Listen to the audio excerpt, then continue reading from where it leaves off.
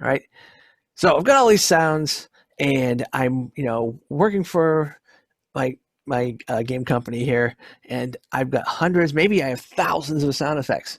So how the heck do I categorize all of them? You don't just a bad practice would be just to say, all right, I'm just naming these any which way, and I'm just going to slap them into the version control, whatever it is, GitHub or Perforce or whatever your version control choice is. That's kind of a bad thing to do. In lecture 6, the next lecture, I talk about what some good practices are to categorize the sounds and naming conventions, things like that. But for now, let's think about those sounds and how would we categorize them?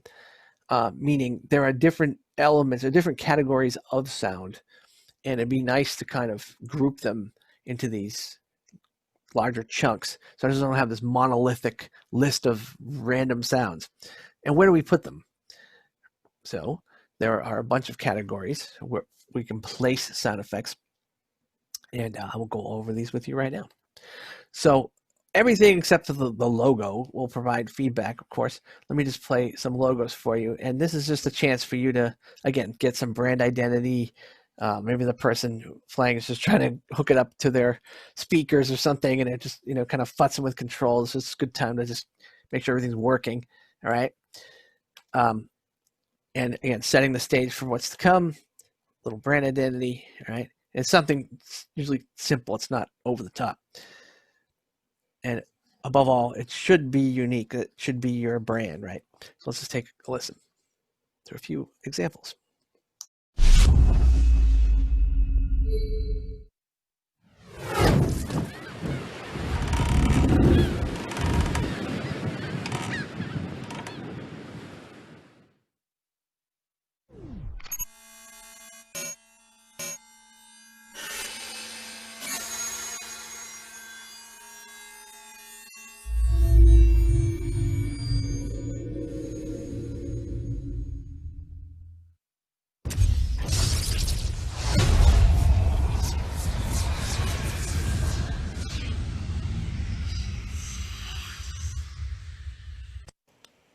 Okay, so Blizzard's a little bit over the top, but that's okay. They're allowed to do that. They're Blizzard, so that is the last of the animated logo examples I'm going to show you. With regard to cinematics and cutscenes, there is a difference. Usually when we talk about cinematics in game development, we mean kind of like the main cutscene or the main intro. Okay, it usually serves as some sort of backstory, right? A setting, just to get you acclimated to what is about to come. Perhaps it's a bit of a few plot points it covers to show you what's going to happen in the game. All right, cutscenes generally mean a particular level, right? Something that you're in between maybe level 1 and 2, so you get this little reward cutscene, and it helps to kind of stitch the storyline together as you move through the game. All right. There's one interesting thing about cinematics is we tend to say, well, we're gonna just render those out as a movie and have surround sound 7.1 surround or whatever you want to have, and it's fully rendered. Everything is like the best possible quality video and audio that we can have.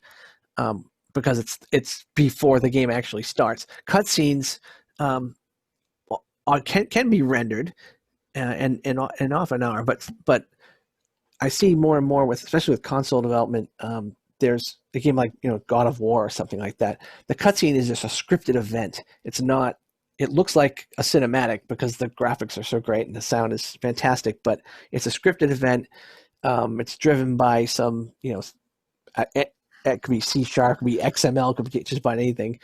And that will unfold as it's been kind of coded in, with sounds being called up as needed and visuals for the characters walking in a particular direction as needed. Okay. So I have an example just so we can discern the difference of a much older game from Blizzard's Warcraft 3. And I'll show you that in a minute. But in addition to adding story elements, these can serve as a reward, right, for quests and levels and things like that. It's a linear thing, the cutscenes and the cinematics. It's like a storytelling moment, All right. As I say here, audio is usually mixed as stereo or surround. And if we have dialogue, I know we're talking about sound effects here, but if we have dialogue, we will remove it from the mix and have a separate track for localization. So we're going to have like, English and French, Spanish, German, Hungarian, Icelandic, Mandarin, whatever language you need. And you may have a lot. Right. So that's something that's going to be extracted from the main mix, but we'll talk about that more in the dialogue lecture that's coming up in a little while. All right. And so again, all the three purposes of game audio: feedback, immersion, and entertainment, all relevant here. So I just picked a couple examples here. So here's StarCraft II: Legacy of the Void. Let's play a little bit of this.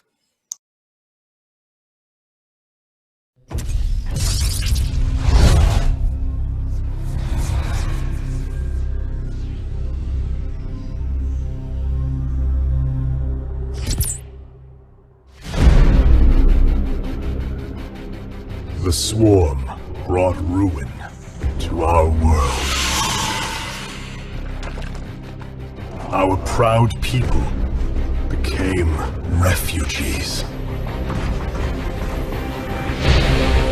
And yet, they could not shatter our unity.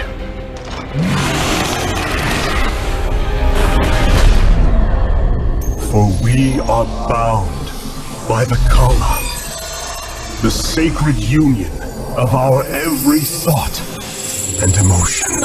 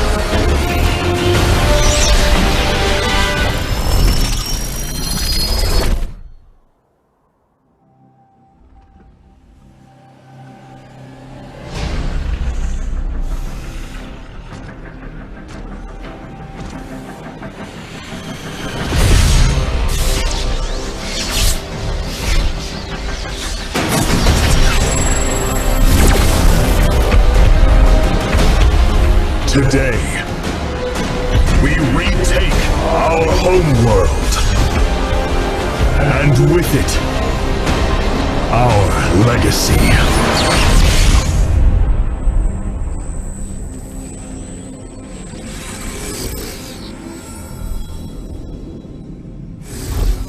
All right, that was rather long, but exciting nonetheless, because the reason I included this particular clip was because the dialogue and the music and the sound all have a place, and the sound was well crafted and was seated well against the other two audio types.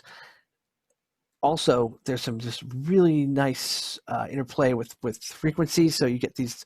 This is typical of a lot of movie trailers. You have this kind of doo, which is a low frequency energy LFE sweep, going from something relatively low to extremely low down to like 20 hertz or something. That really, if it's played loud enough, you'll feel it viscerally, in your chest. So it's kind of getting you physically excited as well with the story that's unfolding. All right, and let's see. And here's a cutscene going way back here to Warcraft 3. I just want to show you a scripted event the sounds are not fantastic, and they are sparse, and it's mostly dialogue. But let's just take a listen.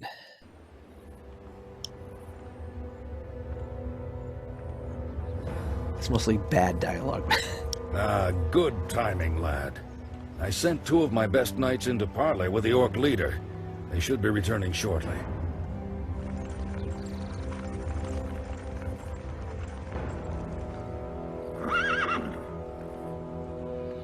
Damn.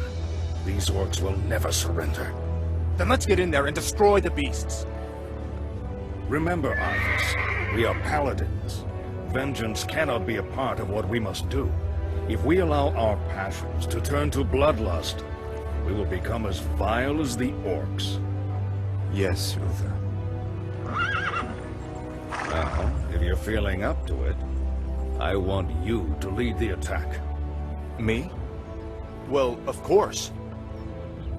I'll remain here and ensure that none of the loathsome beasts threaten the camp. I won't fail you. I know you won't, lad. And then the gameplay returns. Yeah, the dialogue has certainly gotten better over the years, for sure. And I love Blizzard, so I didn't mean anything bad about Blizzard. But anyway, the sounds and the voice and the music are scripted events, and so we're using the game engine to tell a story. And this is a cutscene. Now, if you go to a more modern game, as I mentioned, like God of War 3 or 4, you won't even know that it's happening, other than the fact that you may not be, having any actions to take at all. You just be watching this unfold, this little storyline.